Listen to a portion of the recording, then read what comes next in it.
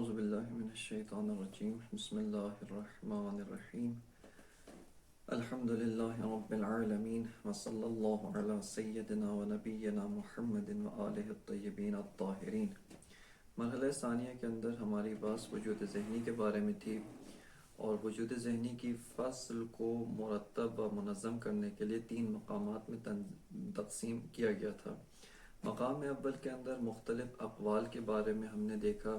اور اس میں سے ایک قول وجود ذہنی کا قول تھا کہ جمہور حکماء اسی کے قائل تھے اور ہیں۔ مقام دوم کے اندر استدلالات بر بحث وجود ذہنی کو ذکر کیے گئے،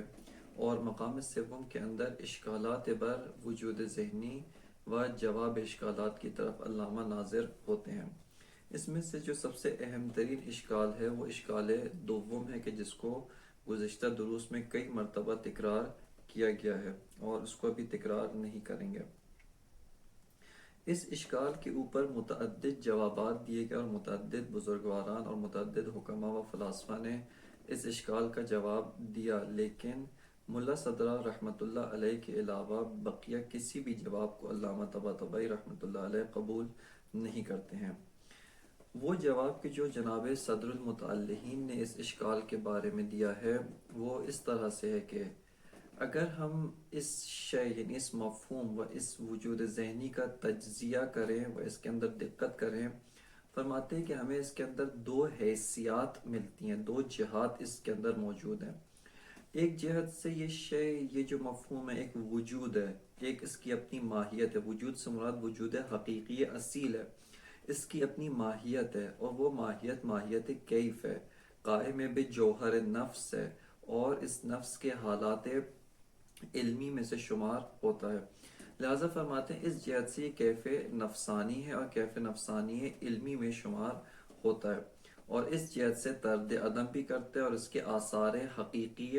وجودی واقعی موجود ہیں۔ لیکن دوسری جہت سے دیکھیں تو چونکہ اس کے خواص میں سے ایک خاصیت انعکاس ہے، اور یہ وجود ایسا ہے کہ اس کے اندر جو بھی محتوا ہوتا ہے، اس محتوا کو یہ منعکس کرتا ہے، اس محتوا کو جو ہے وہ اپنے جس کی حالت ہے اس کے سامنے پیش کرتا ہے، برخلاف اشیاء مادی، مثال کے طور پہ میز، مثال کے طور پہ کتاب، کہ ان کے اندر یہ خاصیت انعکاس موجود نہیں ہے۔ اگر اس وجود ذہنی کو ہم انہی امور مادی میں سے کسی شے کے ساتھ تشبیہ کرنا چاہیں و تشبیہ دینا چاہیں، تو آئینہ جو ہے وہ سب سے زیادہ نزدیک ترین شے ہے، کہ آئینہ وہ 2 جہات رکھتا ہے۔ ایک جہت سے آئینہ خود ایک موجود ہے، بقیہ اشیاء کے مقابلے میں ایک شے موجود ہے، واقعی ہے، اس کی اپنی ایک ماہیت ہے، اس کا ایک اپنا وجود اصیل ہے۔ لیکن ایک اور جہت سے یہ آئینہ دیگر جو بھی شے اس کے مقابلے میں قرار پاتی ہے اس کو انعکاس کرتا ہے، اس کے اندر صلاحیت انعکاس موجود ہے، اور اس جہت سے بے عینی ہی جو شے اس کے سامنے ہے، بے عینی ہی جو شے اس کے مقابلے میں قرار پاتی ہے، اس کو یہ منعکس کرتا ہے، اور اس شے کو یہ دکھلاتا ہے۔ لہذا وجود ذہنی بھی اسی طرح کی ایک شے ہے کہ 2 جہات، ایک اس کا جنبہ نفسی ہے، جو ایک اس کا اپنا جنبہ ذاتی ہے، کہ جس جہت سے وہ ایک وجود اصیل ہے، اس کی ایک ماہیت ہے، قائم بالنفس ہے، جوہر قائم بالنفس ہے، اور کیف نفسانی علمی میں شمار ہوتا ہے۔ لیکن ایک اور جہت سے دیکھیں تو اس کے اندر خاصیت انعکاس ہے، اور جو بھی ماہیت ہے اس کو یہ مکمل با تمام ذات و تمام ذاتیات کے ساتھ یہ منعکس کرتا ہے۔ لہٰذا اس جہت سے یہ وجود ذہنی ہے در مقابل وجود خارجی۔ اب یہاں پر علامہ طباطبائی رحمۃ اللہ علیہ ان 2 جہات میں فرق کرنے کے بعد سے ملا صدرہ کے بیان کو آگے بڑھاتے ہیں۔ فرماتے ہیں کہ جس جہت سے یہ وجود ذہنی اس کا ایک وجود اصیل ہے، اور اس کی ایک ماہیت ہے، اور اس ماہیت پہ اس کے اپنے آثار مترتب ہوتے ہیں، یعنی یہ کیف نفسانی ہے، اس پہ کیف نفسانی کے آثار مترتب ہوتے ہیں، علمی ہے، اس کی ہویت جہل کو طرد کرتا ہے، دفع جہل کرتا ہے، اس جہت سے اس کے اوپر واقعاً آثار مترتب ہو رہے ہیں، واقعاً اس جہت سے اس کے اوپر اپنے وجود کے آثار مترتب ہیں۔ فرماتے ہیں اس جہت سے یہ حمل شائع ہے،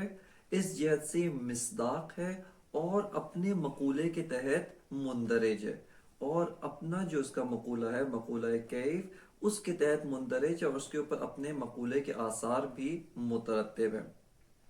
لیکن جس جہت سے یہ وجود ذہنی ہے، اس کا جو جنبہ حکائی ہے، جس جہت سے حکایت کرتا ہے، فرماتے ہیں کہ اس جہت سے اس کے اوپر کسی شے کے آثار مترتب نہیں ہوتے۔ کیوں؟ چونکہ فرماتے ہیں کہ اس جہت سے یہ انسان نہیں ہے، مفہوم انسان ہے۔ اس جہت سے یہ جوہر نہیں ہے بلکہ مفہوم جوہر ہے۔ اس جہت سے یہ کمیت نہیں ہے بلکہ مفہوم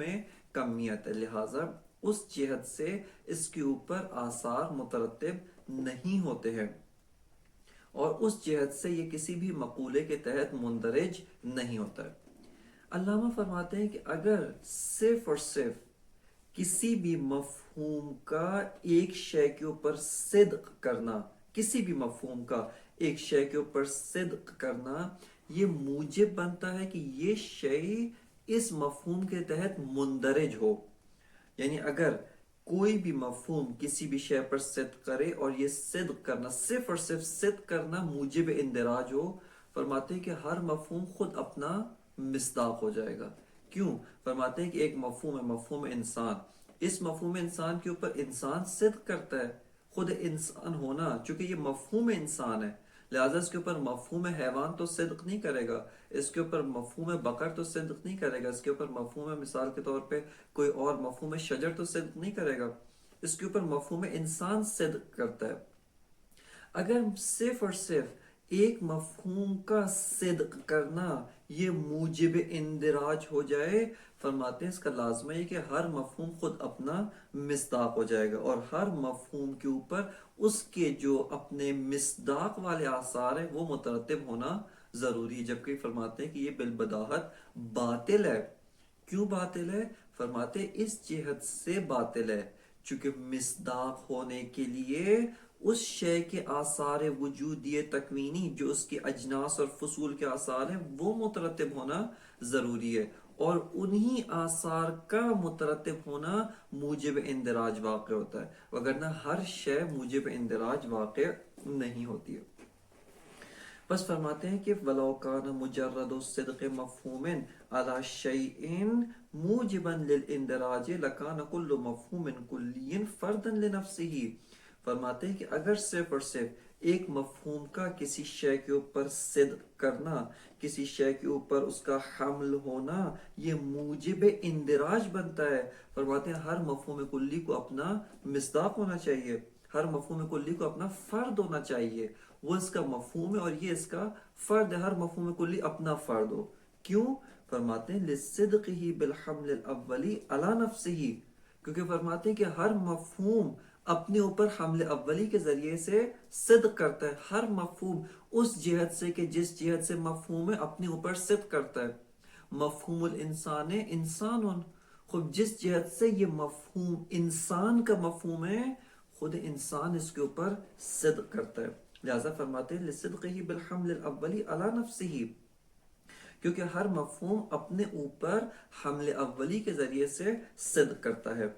فَالْإِنْدِرَاجُ يَتَوَقَّفُ عَلَى تَرَتُّبِ الْآثَارِ وَمَعْلُومٌ أَنَّ تَرَتُّبَ الْآثَارِ إِنَّمَا يَكُونُ فِي الْوُجُودِ الْخَارِجِي دُونَ الذِّهْنِ۔ فرماتے ہیں کہ اندراج اس وقت ہوتا ہے کہ جب اس شے کے اوپر جو مفہوم صدق کر رہا ہے اس مفہوم کے آثار بھی مترتب ہوں۔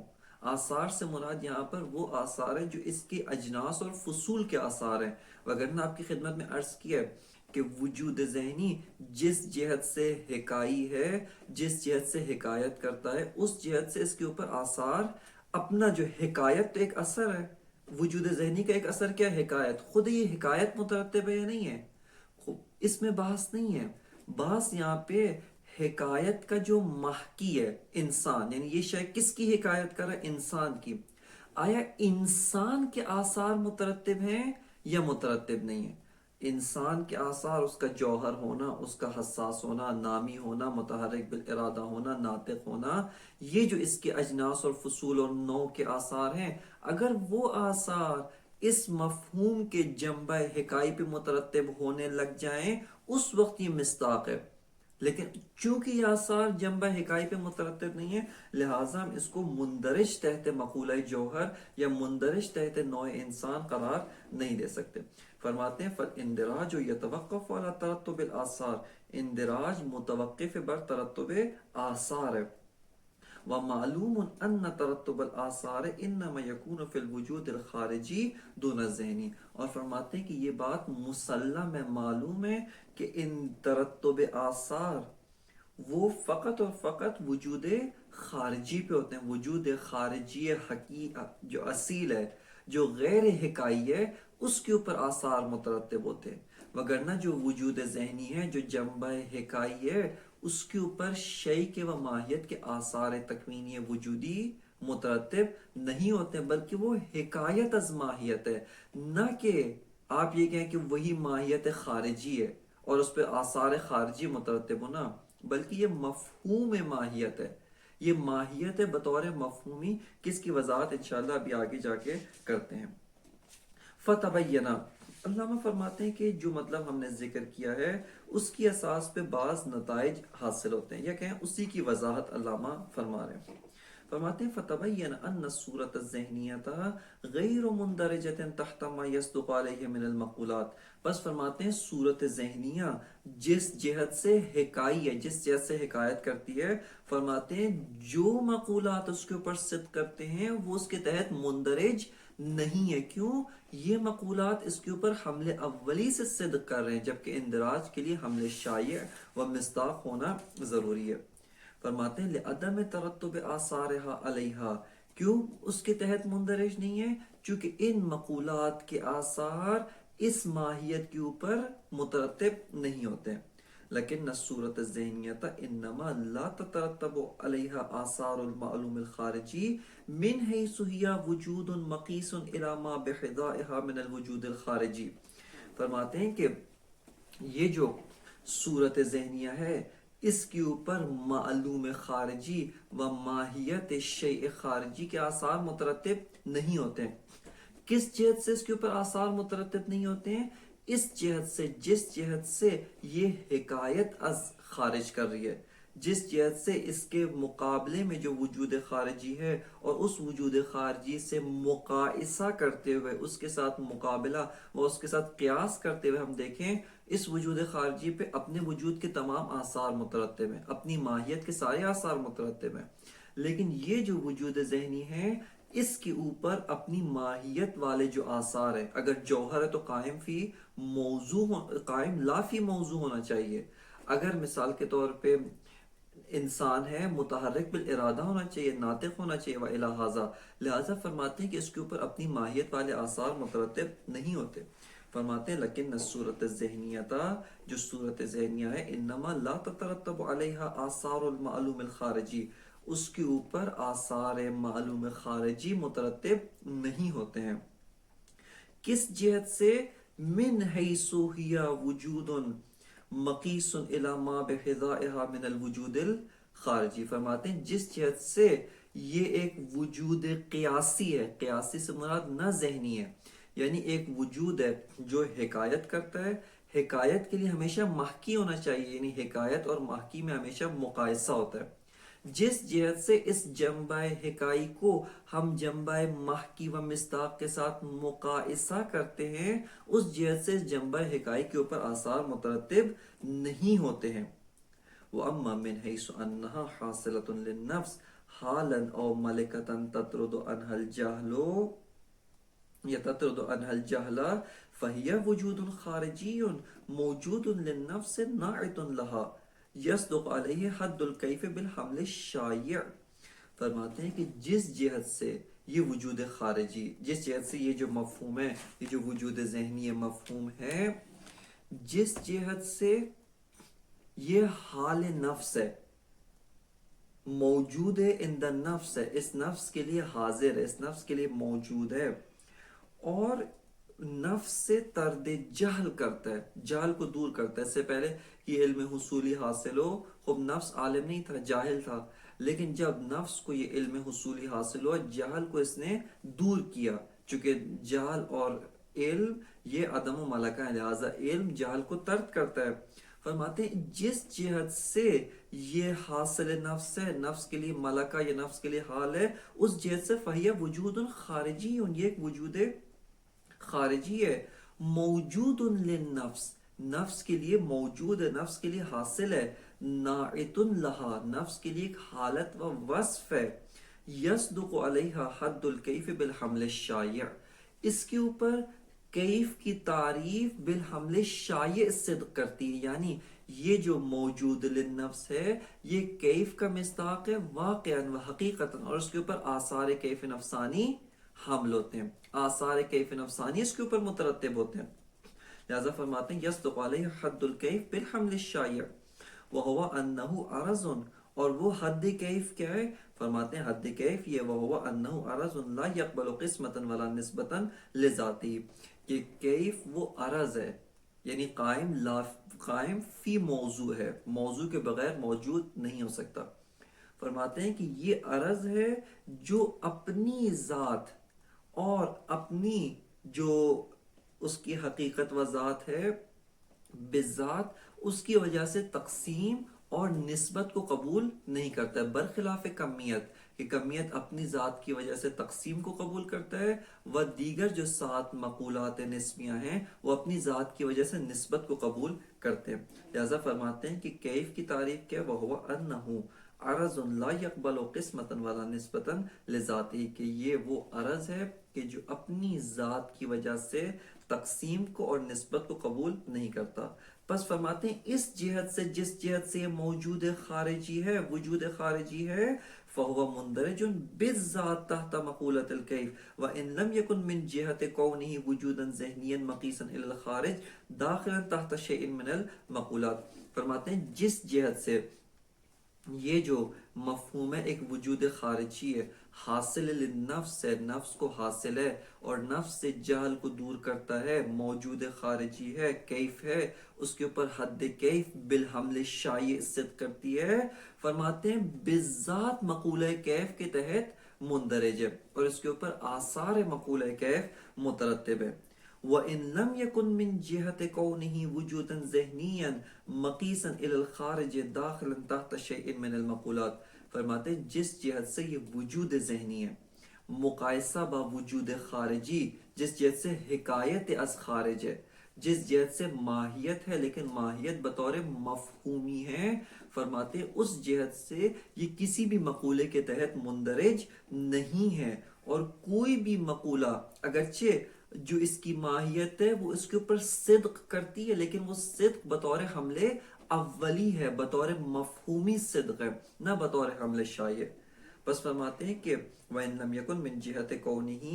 وُجُودًا ذَهْنِيًّا، اگرچہ جس جہت سے وجود ذہنی ہے مقیساً الی الخارج، خارج کے ساتھ مقایسہ ہے، مقیس ہے، فرماتے ہیں یہ داخل نہیں ہے تحت شیء من المقولات، کسی بھی مقولے کے تحت داخل نہیں ہے۔ کیوں؟ لعدم ترتب الآثار، اس کے اوپر کوئی آثار مترتب نہیں ہوتے، اللہم الا تحت مقولۃ الکیف بالعرض، مگر فرماتے ہیں کہ مقولہ کیف کے تحت داخل ہے، اور یہ جو داخل ہے یہ داخل ہونا ہے بالعرض، کس کی بھی وضاحت کرتے ہیں۔ اس کے بعد سے جناب علامہ طباطبائی رحمۃ اللہ علیہ وہ مرحوم حاجی سبزواری، محقق سبزواری صاحب شرح منظومہ، ان کے ایک اشکال کی طرف وارد ہوتے ہیں کہ اس سے پہلے ہم ان کے اشکال اور جواب اشکال میں وارد ہوں، یہاں پر چند نکات اور ترتیب کے ساتھ ہمیں بعض امور کو بیان کرنے کی ضرورت ہے کہ جو ہماری اس فہم از وجود ذہنی کو مزید عمیق، اور جو ملا صدرہ نے یہاں پہ فرمایا ہے اس کو مزید عمیق بناتی ہے۔ ان نکات کی جانب دقت کرنے کی ضرورت ہے اور ان نکات کو درست طور پہ و حقیقی طور پہ ان کو ہمیں ہضم کرنے کی ضرورت ہے، تاکہ یہ جو نکات ہیں یہ عمق جان میں بیٹھ جائیں، رسوخ کر جائیں اور صحیح طور پہ ہمیں وجود ذہنی کی فہم حاصل ہو۔ سب سے پہلا جو نقطہ ہے جو پہلے بھی اس کو تفصیل کے ساتھ بیان کر چکے ہیں، دوبارہ صرف اشارتاً تکرار کیا جا رہا ہے، اور وہ یہ نقطہ ہے کہ وجود ذہنی کی بحث کے 2 جنبے ہیں۔ ایک جہت سے جو یہ مفہوم ہے یہ مفہوم وجود خارجی ہے. کس جہت سے؟ جس جہت سے اس کے اوپر واقع آثار مترتب ہو رہے ہیں، جس جہت سے یہ حاصل نفس ہے، جس جہت سے چونکہ اصالت وجود کی اساس پہ ایک وجود ہے، اگرچہ وجود ضعیف ہے، وجود قائم بالنفس ہے، لیکن وجود اصیل ہے، وجود اصیل محدود ہے. چونکہ یہ وجود اصیل محدود ہے، پس اس کی حد ماہیت ہے. وہ ماہیت کی جو اس کی حد ہے، اس ماہیت کے اوپر تو واقع آثار حقیقی مترتب ہو رہے ہیں، اور وہ ماہیت پہ حملے شائع ہے، اور وہ ماہیت ماہیت کیف نفسانی ہے، کیف نفسانی علمی ہے، جو قائم بالنفس ہے، حاصل للنفس ہے، اور نفس کے ذریعے سے موجود ہے، اور اس کے اوپر کیف نفسانی کے آثار مترتب ہے. لیکن اسی کیف نفسانی علمی کی جو ایک خاصیت ہے، وہ خاصیت انعکاس سے از خارج ہے. وہ خاصیت یہ ہے کہ اس کے سامنے جو بھی شے واقع ہو، یہ اس کو بطور مفہومی جو ہے منعکس کرتی ہے، اس ماہیت کو بطور مفہومی منعکس کرتی ہے. کہ اس کو ہم نے کہا کہ اسی وجود کا ایک جنبہ دیگر ہے، اسی وجود کا ایک جنبہ حکائی ہے، کہ جس کو وجود ذہنی کہا جاتا ہے، اور اس جہت سے اس کے اوپر آثار مترتب نہیں ہوتے ہیں. کس چیز کے آثار مترتب نہیں ہوتے ہیں؟ وہ ماہیت جو اس کے اندر بطور حکائی موجود ہے، اس سے یہ حکایت کر رہی ہے. وہ ماہیت بطور وجودی اس شے میں موجود نہیں ہے، بلکہ اس ماہیت کے جو جنبہ حکائی سے موجود ہے، اس کی ذات و ذاتیات واقع موجود ہیں، لیکن کس جہت سے موجود ہیں؟ بطور مفہومی وہ ماہیت موجود ہے، بطور مصداقی وہ ماہیت یہاں پر موجود نہیں. کیونکہ جو ماہیت بطور مصداقی موجود ہے اس وجود ذہنی میں، وہ وہی ماہیت ہے کیف نفسانی کے بطور مصداقی موجود ہے، اور اس کے اوپر آثار مترتب ہے، اور اس جہت سے وہ طرد جہل کرتی ہے.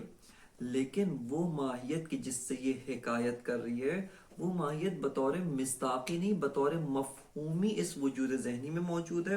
اور اس کے جنبہ حکائی کے اندر وہ ماہیت موجود ہے. بس ان دو جہات و دو حیثیات کی جانب توجہ کرنے کی ضرورت ہے. اور یہ جو اشکال دوم ہے، جس طرح سے پہلے آپ کی خدمت میں عرض کیا، ان دونوں حیثیات و ان دونوں جہات میں خلط کرنے کی وجہ سے، اور عدم ممارست، عدم دقت در مسئلہ کی وجہ سے، یہ دو جو ہے اشکال دوم وجود میں آتا ہے. خب ایک نقطہ جو یہاں پر اس کے بعد ضروری ہے، وہ یہ ہے کہ وجود ذہنی اور اس وجود ذہنی کے اندر جو ماہیت ہے، اس جنبہ حکائی سے جو ماہیت ہے، یہ تمام کی تمام ہویت مفہومی رکھتی ہے. یعنی اس کی حیثیت مفہومی ہے، نہ کہ حیثیت مصداقی. اس حیثیت مفہومی میں ہمیں بہت غور کرنے کی ضرورت ہے، بہت زیادہ دقت کی ضرورت ہے، کہ کس طریقے سے ایک ماہیت حیثیت مفہومی اختیار کر لیتی ہے. یہاں پر ہمیں ماہیت کی جو عمیق فہم ہے، اس میں بھی مدد ملتی ہے. اور یہاں پر اسی کے ضمن میں ایک اشکال بھی ہے، اس اشکال کو بھی ہم ذکر کرتے ہیں، اور اس اشکال کی جانب بھی توجہ کرنے کی ضرورت ہے. کہ یہ اشکال بہت سارے مقامات کے اوپر بہت زیادہ ہماری فہم کو مزید عمیق بناتا ہے. اصالت الوجود و اعتباریت ماہیت کی بات میں ہم نے کہا تھا کہ وجود اصیل ہے، یعنی خارج میں جو شے بذات موجود ہے، وہ وجود ہے، اور ماہیت اس کی حالت ہے. ماہیت اس کی ایک حالت ہے یا حد وجود ہے، کہ یہ وجود چونکہ ایک وجود محدود ہے، نہ کہ لامحدود، لہٰذا اس کی جو حد ہے، اس کا جو درجہ وجودی کی جو سقف ہے، جو نہائی حد ہے اس وجود کی، اس کو ماہیت کہا جاتا ہے. وجود ذہنی میں آپ نے ایک طرف سے کہا کہ وجود ذہنی جس جہت سے یہ قائم بالنفس ہے، جس جہت سے نفس سے جہل کو دور کرتا ہے، ایک وجود خارجی ہے، اور اس کی ماہیت کیا ہے؟ اس کی ماہیت کیف ہے، اور مندرج تحت مقولہ کیف ہے. لہٰذا یہ وجود ایک وجود محدود ہے، جس کی ماہیت کیف ہے، کیف نفسانی ہونا ہے. خب دوسری طرف سے آپ بنابر قول بے انحفاظ ذات و ذاتیات کہ خود ماہیت آئی. آپ نے کہا کہ اس کے اوپر جوہر، ماہیت جوہر بھی صدق کرتی ہے، اس کے اوپر ماہیت انسان بھی صدق کرتی ہے، وہ جس ماہیت سے حکایت کر رہی ہے وہ ماہیت اس کے اوپر صدق کرتی ہے. خوب، آیا ایک وجود کی دو ماہیات ہو سکتی ہیں، یا دو ماہیات ایک ہی وجود کے ذریعے سے قائم ہو سکتی ہیں؟ چونکہ اصالت وجود کی بحث میں ہم نے کہا تھا کہ ہر شے سے ایک وجود اور ایک ماہیت کو انتزاع کرتے ہیں، نہ یہ کہ ہر شے سے دو ماہیات انتزاع ہوتی ہیں. یہ تو ممکن نہیں ہے کہ ایک وجود کے لیے دو ماہیات ہوں. بس وجود ذہنی میں جب ہم غور کرتے ہیں تو ہمیں ایک ایسا وجود ملتا ہے جس کی دو ماہیات ہیں. ایک اس کی ماہیت کیف نفسانی ہے، اور ایک وہ ماہیت ہے جس کے تحت وہ جو ماہیت اس کے اوپر صدق کرتی ہے. بس یہ کس طرح سے ہو سکتا ہے کہ ایک ہی وجود کی دو ماہیات ہو؟ فرماتے ہیں کہ یہ جو اشکال آپ نے مطرح کیا ہے، یہ اشکال ہماری فہم از ماہیت کو مزید دقیق بناتا ہے کہ ماہیت کیا ہے، ماہیت کی ذات کیا ہے. یہ جو ذوات ماہوی ہیں یہ حقیقت میں کس طرح کی ذوات ہیں؟ جب ہم کہتے ہیں ماہیت، اس ماہیت سے ہمارے ذہن میں کیا تصور پیدا ہوتا ہے، کیا شے ذہن میں آتی ہے، اس کو مزید دقت کے ساتھ دوبارہ ملاحظہ کرنے کی ضرورت ہے. اور اس بحث کو حتماً جا کے بحث اصالت وجود و اعتباریت ماہیت میں جو ماہیت کا تصور پیش کیا ہم نے، اس تصور کی جانب دوبارہ رجوع کرنے کی ضرورت ہے. اور وہ یہ ہے کہ یہ جو ذات ماہوی ہے، یہ جو ذات ماہیت ہے، مانند انسان، مانند شجر، بقر اور جتنی بھی ماہیات ہیں، لا تعداد یا انگنت ماہیات جو ہیں، فرماتے ہیں کہ اس میں جب آپ غور کریں، ماہیت کی ذات جس طرح سے وجود اور عدم کی نسبت مساوی ہے. ماہیت کہتی ہے کہ ممکن ہے میں موجود ہوں اگر علت نے مجھے وجود دیا، اگر علت نے میرے وجود کو ایجاد کیا تو میں اس کی حد وجود بن کر موجود ہو جاؤں گی. لیکن اگر علت نے ایجاد نہ کیا تو ماہیت معدوم ہے، موجود نہیں ہے. بس اس سے ہم نے ملاحظہ کیا کہ ذات ماہیت نسبت بے وجود و عدم متساویت و نسبت ہے. اسی طرح ماہیت، اس کا ایک فرد یا ایک مصداق ہو خارج میں، یا متعدد مصادیق ہوں، نسبت بے وحدت مصداق و کثرت مصداق، ماہیت متساویت و نسبت ہے. اسی طرح ماہیت بہت ساری اور جہات کی نسبت بھی متساویت و نسبت ہے. ماہیت اپنی ذات، یعنی اس کی جو صرف ذات ماہوی ہے، جیسے انسان ہے تو حیوان الناطق یا جو بھی ماہیت ہے اس کے مطابق اس کی ذات ماہوی، اس کے علاوہ بقیہ تمام امور و بقیہ تمام متقابلات و تمام متناقضات و تمام متضادات، تمام امور متقابلہ کی نسبت ماہیت متساویت نسبت ہے. خب یہ ماہیت کہ جو متساویت نسبت ہے، اسی طرح سے خارجی ہونے اور ذہنی ہونے کی نسبت بھی متساویت نسبت ہے. یہ ماہیت، یہی ماہیت انسان، ذات انسان، اگر خارج میں وجود اصیل کے ذریعے سے موجود ہو، وجود اصیل کے ذریعے سے متحقق ہو، تو یہ ماہیت خارج میں موجود ہے. اور خارج میں کس طرح سے موجود ہے؟ یہ ماہیت حد وجود کے طور پہ موجود ہے. حد وجود کے طور پہ ماہیت خارج میں موجود ہے اور نفاد وجود ہے. اور وہاں پر اس ماہیت، چونکہ یہ ماہیت متحد با وجود اصیل ہے، اس ماہیت کے اوپر اس کے آثار حقیقی وجودی بھی مترتب ہو رہے ہیں.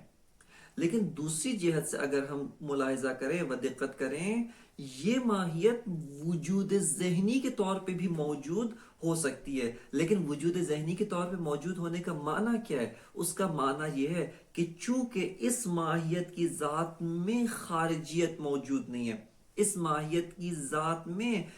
صرف اور صرف متحقق بے وجود خارجی ہونا اخذ نہیں کیا گیا ہے، یہ ماہیت بے عینی ہی اپنی تمام ذات و اپنی تمام تر ذاتیات کے ساتھ وجود ذہنی از جہت ماہوی و از جہت مفہومی بھی موجود ہو سکتی ہے. بس دقت کریں کہ یہ ایک ماہیت انسان، ذات انسان. خب یہ ذات انسان ایک مرتبہ مفہومی طور پہ انسان ہے، یعنی انسانون بحیث مفہوم. کیا مطلب انسان ہے بحیث مفہوم؟ یعنی اس کے اندر مفہوم انسانیت ہے. اس کے اندر مفہوم جوہریت ہے، اس کے اندر مفہوم حیوانیت ہے، اس کے اندر مفہوم ناطقیت ہے. یہ انسان مفہوماً، لیکن خود ماہیت جو مرسل ہے، جو لا بشرط ہے، جو آزاد ہے خارجیت و ذہنیت ہونے سے، خود ماہیت یہاں پر بطور مفہومی ہے. اور ایک دفعہ یہی ماہیت بطور خارجی موجود ہے، بطور حد وجود موجود ہے، بطور نفاد وجود موجود ہے، حیثیت از وجود کے طور پہ موجود ہے. اور اس وجود خارجی اصیل کی حیثیت ہونے کی وجہ سے اس کے اوپر اس کے آثار بھی مترتب ہو رہے ہیں. بس آپ نے دقت کیا کہ یہاں پر جو ذوات ماہوی ہیں ان کے بارے میں ہماری فہم مزید ارتقا پیدا کرتی ہے، اور وہ یہ ہے کہ ماہیت کا خارج میں حد وجود ہونا و نفاد وجود ہونا یہ ماہیت کی خاصیت ہے. لیکن کس ماہیت کی خاصیت ہے؟ ماہیت کی خاصیت ہے جب ماہیت خارج میں موجود ہو، نہ کلیہ طبیعی و ذات ماہیت کی خارج ہے خاصیت ہے. کیونکہ ذات ماہیت یہ کہتی ہے کہ ذات ماہیت یعنی انسان، یعنی شجر. خب ذات ماہیت یہ کہتی ہے کہ میں جو ماہیت ہوں، ذات ماہیت ہوں، مفہوماً بھی موجود ہو سکتی ہوں، واقعاً میں ہوں، میں ماہیت ہوں، میں ہی انسان ہوں، لیکن انسانوں مفہومی ہوں. میں انسان مفہومی ہوں جس کا کام حکایت کرنا ہے، جس کا کام حکائی ہے. اور میں انسان ہی بطور نفاد وجود و حد وجود خارج میں موجود ہو سکتا ہوں. اور وہاں پر میرے آثار جو مجھ انسان کے اوپر آثار حقیقی واقعی مترتب ہوتے ہیں، وہاں پر اس کے اوپر آثار مترتب ہوتے ہیں. لہٰذا توجہ کریں، دقت کریں، یہ جو ہم نے قاعدہ بیان کیا تھا ہر وجود اصیل کے ساتھ ایک ماہیت ہوگی، یہ اسباب خارجیت ہے. یعنی وجود اصیل خارجی اس کے ساتھ یا اس کے ساتھ جو ایک ماہیت ہے وہ ایک ماہیت خارجی اس کے ساتھ متحد ہے. اور اس جہت خارجی کے طور پہ، مصداق کے طور پہ یہ نہیں ہو سکتا ایک وجود کی دو ماہیات ہوں. ایک وجود دو ماہیات رکھتا ہو. کیوں؟ چونکہ اگر وجود اصیل خارجی دو ماہیات رکھتا ہو، یعنی دو حد رکھتا ہے، دو نفاد وجود رکھتا ہے، اور دو ماہیات متباین کے آثار اس کے اوپر مترتب ہو رہے ہیں، دو مقولات کے تحت مندرج ہے، یہ محال ہے، یہ ممکن نہیں ہے. لیکن وجود ذہنی میں اگر آپ دقت کریں تو جس جہت سے یہ وجود ذہنی وجود خارجی ہے، یعنی خارجی در مقابل ذہنیت، جس جہت سے یہ وجود اصیل ہے، اس کی ایک ہی ماہیت اور ماہیت کیف نفسانی ہونا ہے. اس کے اوپر آثار ماہیت کیف نفسانی مترتب ہے. اس جہت سے یہ نفس سے طرد جہل کرتی ہے، اس جہت سے اس کی کوئی دوسری ماہیت نہیں ہے، اس جہت سے کوئی اور شے نہیں ہے. لیکن جس جہت سے یہ حکائی ہے، علامہ کی تعبیر کے مطابق مقیس الی الخارج ہے، اس کو ہم حکایت از خارج کے طور پہ دیکھتے ہیں، حکایت از خارج کرتی ہے. فرماتے ہیں کہ اس جہت سے یہ جو ماہیت ہے یہ اس وجود اصیل کی حد نہیں ہے. اس جہت سے یہ ماہیت ہے، لیکن ماہیت مفہوماً، نہ ماہیت ہے مصداقاً. چونکہ اس وجود ذہنی میں جو ماہیت مصداقی موجود ہے وہ وہی کیف نفسانی والی ماہیت ہے. چونکہ وہ ماہیت متحد با وجود خارجی ہے، لہٰذا اس جہت سے اس میں صرف ماہیت خارجی بطور کیف نفسانی موجود ہے. لیکن یہ جو ہم کہہ رہے ہیں انسان ہے، یہ مفہوم انسان بالحمل الاولی، کہ اس کے اوپر آثار انسان مترتب نہیں ہے، اور یہ انسان مفہومی ہے. اور اس جہت سے یہ جو انسان مفہومی ہے اس وجود خارجی کی حد واقع نہیں ہے، اس کی نفاد نہیں ہے. لہٰذا فرماتے ہیں کہ یہ جو اشکال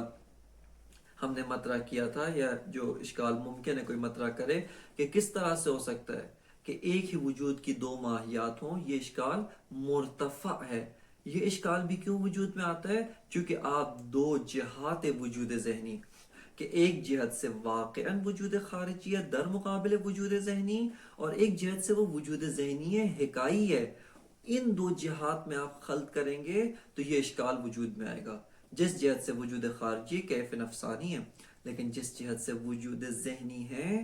انسان ہے، حد نہیں ہے. ذات انسان موجود ہے لیکن ذات انسان بطور مفہومی موجود ہے، اور اس کا بھی راز اعتباریت ماہیت ہے، اس کا بھی رمز ماہیت کا اعتباری ہونا ہے کہ ماہیت چونکہ خارجیت سے مرسل ہے، برخلاف وجود خارجی، کہ اگر آپ خارجیت کو وجود سے انتزاع کریں و خارجیت کو وجود سے سلب کریں اساساً وجود باقی نہیں بچتا ہے. لیکن ہم اگر خارجیت کو ماہیت سے سلب کریں، ماہیت کہتی ہے میری ذات پہ کوئی فرق نہیں پڑتا، میں بطور وجود ذہنی مفہومی بھی موجود ہو سکتی ہوں، اور میں خود ماہیت بطور مفہومی موجود ہوں، نہ کہ قائلین بے شبہ کی مانند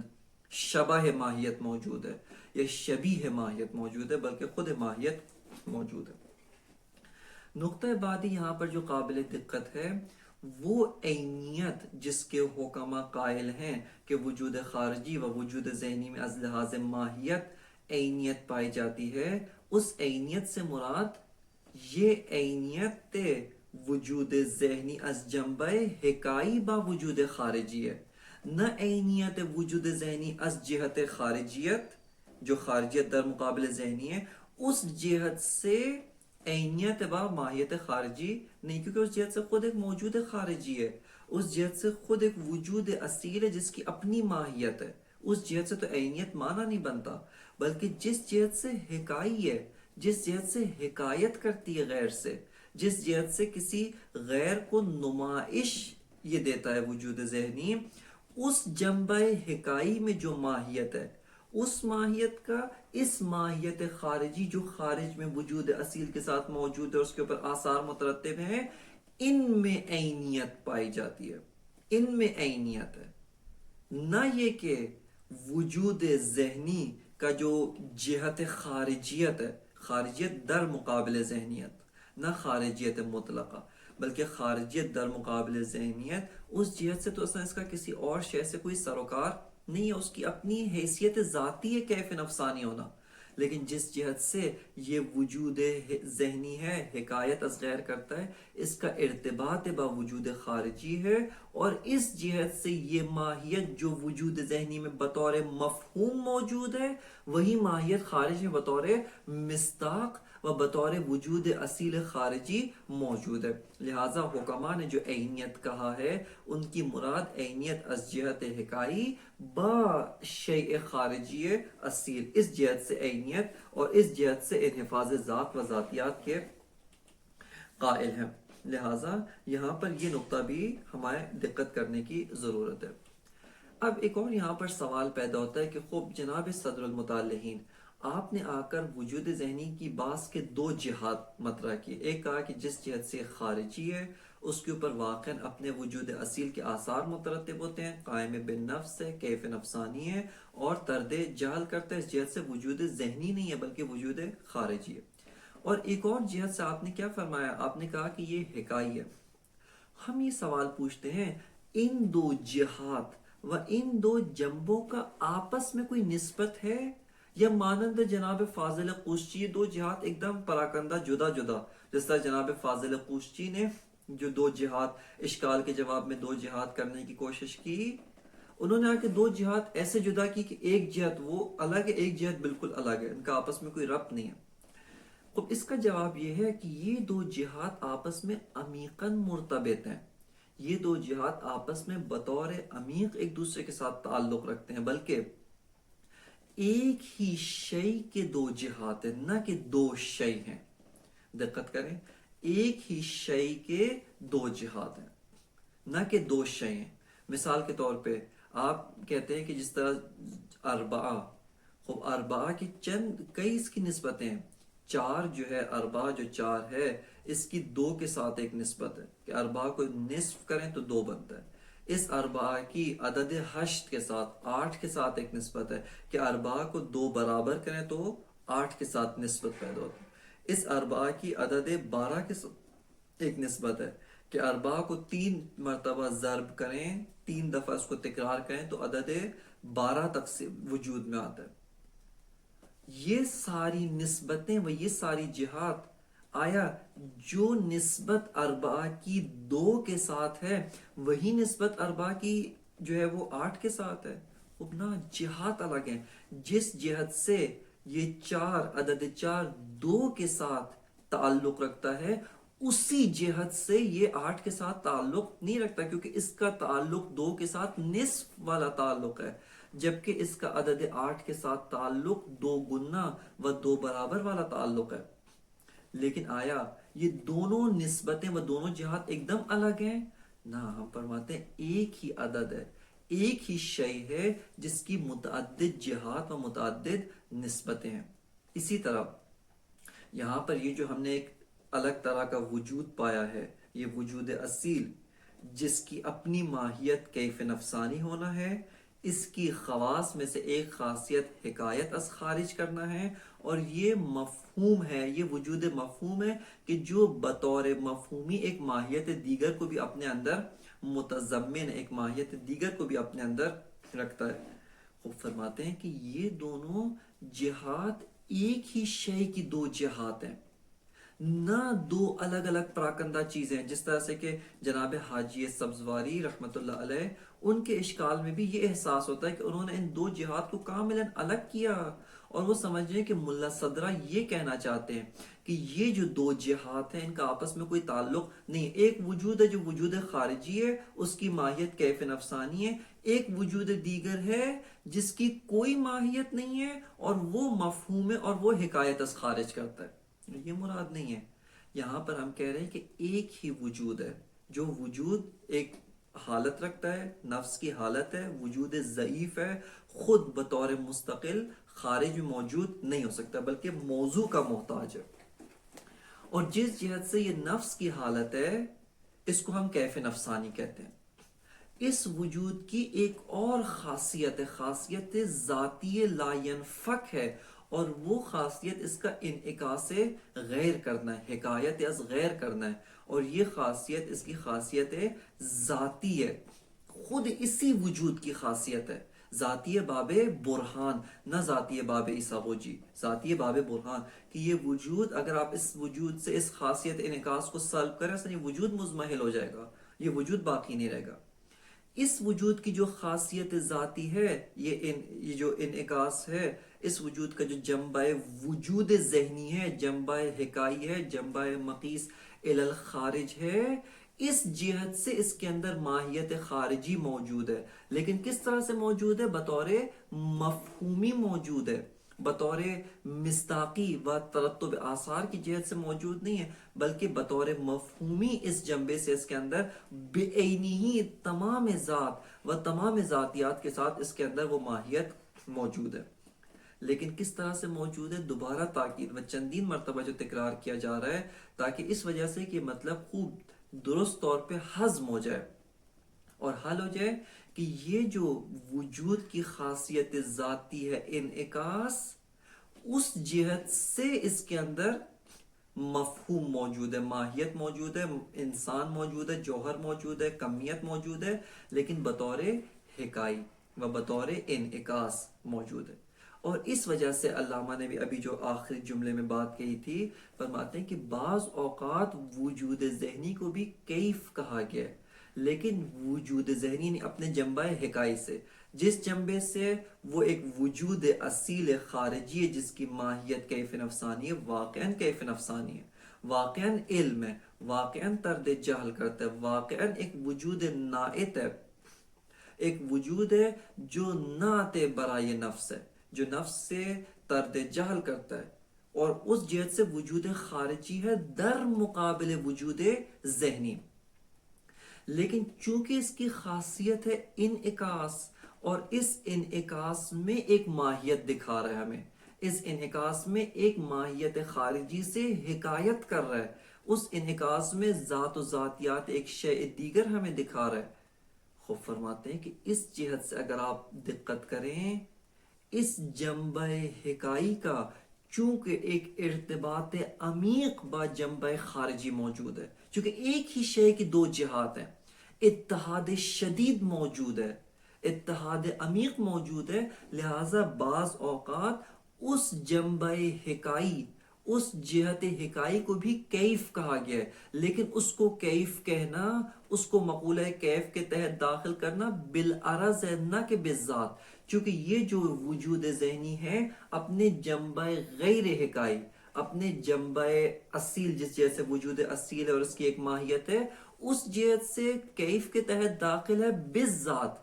اور چونکہ وہ جنبہ حکائی اس وجود کے ساتھ متحد ہے، ان میں ارتباط شدید و عمیق موجود ہے، اس ارتباط شدید و عمیق کی اساس پر اس جنبہ حکائی کو بھی بعض اوقات کیف بالعرض کہا گیا، اس کو بھی کیف کہا گیا۔ لہذا یہ جو علامہ نے فرمایا تھا، یہ جو آخری سطر جو ہم نے پڑھی، اس کی جانب اگر دوبارہ آپ دقت کریں، وہ جو علامہ فرماتے ہیں فَهُوَ مُنْدَرَجٌ بِالذَّاتِ تحت مقولۃ الکیف، جس جہت سے وجود خارجی ہے، جس جہت سے ناعت نفس ہے، جس جہت سے قائم بالنفس ہے، جس جہت سے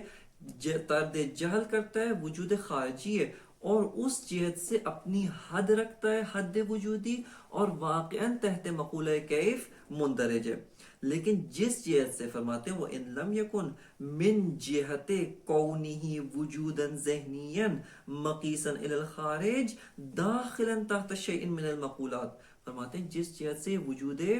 ذہنی ہے، جس جہت سے مقیس الی الخارج ہے، جس جہت سے ہم اس شے کو خارج کے ساتھ مقایسہ کرتے ہیں، جس جہت سے یہ خارج کی حکایت کرتی ہے، یہ وجود ذہنی اپنے جنبہ حکائی سے، فرماتے ہیں اس جہت سے کسی بھی مقولے کے تحت مندرج نہیں ہے۔ کیوں؟ لعدم ترتب الاثار، کیونکہ اپنے جہت حکائی سے جس ماہیت کی یہ حکایت کر رہا ہے، اس ماہیت کے آثار اس مفہوم کے اوپر مترتب نہیں ہوتے۔ اللہم، اس کا ذرا دقت سے کریں کہ اللہ، مگر کہتے ہیں کہ تحت مقولۃ الکیف بالعرض، فرماتے ہیں کہ یہ جنبہ حکائی کیف کے تحت داخل ہے، مگر کیف کے تحت داخل ہونا بالذات داخل نہیں ہے، بلکہ بالعرض داخل ہے۔ بالعرض کا مطلب کیا ہے کہ یہ جنبہ حکائی اس جنبہ غیر حکائی، وہ جو اس وجود ذہنی کا وجود ہے، اس کی جو جہت اصیل ہے، اس وجود ذہنی کا جو جنبہ خارجیت ہے، خارجیت در مقابل ذہنی، نہ خارجیت مطلقہ، چونکہ خارجیت مطلقہ اس ذہنی کو از جہت ذہنی شامل ہے، لہٰذا جب ہم کہہ رہے ہیں خارجیت، لہٰذا فرماتے ہیں خارجیت در مقابل ذہنیت، کہتے ہیں کہ جس جہت سے یہ جنبہ وجود ذہنی، جنبہ حکائی، اس جنبہ غیر حکائی کے ساتھ اتحاد رکھتا ہے اور ان میں اتحاد شدید پایا جاتا ہے، اس اتحاد شدید کی وجہ سے وہ جو حکم ہے اس جنبہ غیر حکائی کا، ہم اس کو سرایت دیتے ہیں جنبہ حکائی کی طرف۔ وہ جو حکم ہے اس شے کا از جہت وجود خارجی کہ واقعاً و بالذات مقولہ کیف کے تحت مندرج ہے، اس اتحاد شدید کی وجہ سے ہم اس حکم کو جنبہ حکائی کی طرف بھی سرایت دیتے ہیں۔ لیکن فرماتے ہیں کہ یہ جو حکم ہم اس جنبہ حکائی کی طرف ڈالتے ہیں یا بھیجتے ہیں، یہ بالعرض ہے، اور یہ مقولہ کیف کے تحت جو داخل ہے، اس کا دخول در مقولہ کیف بالذات نہیں ہے بلکہ بالعرض ہے۔ یہ اس جملے کا دقیق معنی ہے۔ آخری نقطہ جو یہاں پر ذکر کرنا ضروری ہے کہ تفصیل نہیں، صرف ایک تذکر کے طور پہ یہاں پر ذکر کیا جا رہا ہے، اور وہ یہ ہے کہ جناب صدر المتعلقین کا جو جواب ہے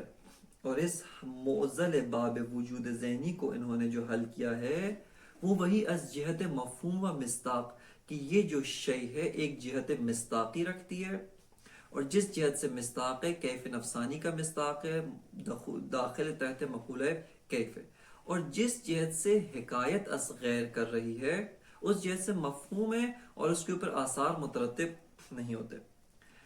اس کو جناب صدر المتعلقین اور ان کی اتباع میں علامہ طباطبائی رحمۃ اللہ علیہ نے حمل اولی و حمل شایع ثنائی سے تعبیر کیا۔ علامہ فرماتے ہیں جس جہت سے یہ مفہوم ہے، یعنی حمل اولی ہے، اس کے اوپر اپنی ماہیت بطور حمل اولی صدق کرتی ہے، فرماتے ہیں اس جہت سے یہ کسی بھی مقولے کے تحت داخل نہیں ہے، اور جس جہت سے یہ حمل شایع ہے، جس جہت سے وجود خارجی ہے، جس جہت سے ماہیت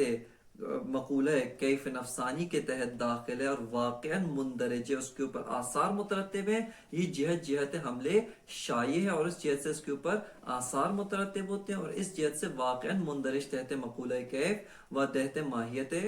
کیف نفسانی ہے۔ اس جہت مفہومی کو حمل اولی کہنا اور جہت مصداقی کو حمل شائع کہنا، یہ اس ملاک کے مطابق کہ جو خود علامہ طباطبائی مرحلہ وحدت و کثرت میں ذکر کریں گے، اس ملاک کے ساتھ سازگار نہیں ہے، اس ملاک کی جہت کے ساتھ سازگار نہیں ہوتا ہے۔ لیکن یہاں پر علامہ نے استعمال کیا ہے، اور یہ استعمال خود کلمات جناب صدر المتعلہین میں بھی پایا جاتا ہے کہ انہوں نے اس جہت مفہومی کو حمل اولی سے تعبیر کیا ہے اور اس جہت مصداقی کو حمل شائع ثنائی سے تعبیر کیا، ان کے کلمات میں بھی یہ مطلب موجود ہے۔ لیکن بعد میں جو ملاک ذکر کرتے ہیں وہ ملاک اس حمل اولی و حمل شائع ثنائی کے ساتھ اور جہت مفہومی کو حمل اولی کہنا و جہت مصداقی کو حمل شائع کہنا، اس کے ساتھ کچھ سازگار واقع نہیں ہوتا۔ یہ مطلب یہاں پر بطور ایک نقطہ و اشارہ و بطور تذکر عرض کیا ہے کہ اس کی تفصیلات اور اس مطلب کے بارے میں جو دقائق ہیں وہ انشاءاللہ تعالی مرحلہ وحدت و کثرت اور اس کے ذیل میں جو ہوویت و حمل کی متعدد اقسام ذکر کی ہیں، وہاں پہ اس مطلب کی تفصیل وہیں پر اس کو مکمل وضاحت کے ساتھ بیان کیا جائے گا۔ ان مطالب کو ذہن میں رکھتے ہوئے اور ان مطالب کی جو تفصیلات علامہ طباطبائی نے بیان فرمائی ہے اور ان پہ بعض نکات جو ہم نے دیگر اساتید سے حاصل کی اور یہاں پہ آپ کی خدمت میں عرض کیے، علامہ فرماتے ہیں کہ انہی کے ذریعے سے جو اشکال ہے محقق سبزواری ہے وہ مندفع ہو جاتا ہے۔ اس اشکال کو دفع کرنے کے لیے ہمیں کسی شیء دیگر کی ضرورت نہیں، بلکہ خود یہ جو ہمارا بیان ہے اس اشکال کو دفع کرنے کے لیے کافی ہے۔ لیکن چونکہ ہمارا وقت یہاں پر تمام ہے، لہٰذا انشاءاللہ تعالیٰ اس اشکال اور اس اشکال کے جواب اور بقیہ جو وجود ذہنی کے باب پر اشکالات کیے گئے ہیں ان کو دروس بعدی کے اندر ذکر کیا جائے گا۔ وصلی اللہ علی سیدنا و نبینا محمد و آلہ الطیبین الطاہرین۔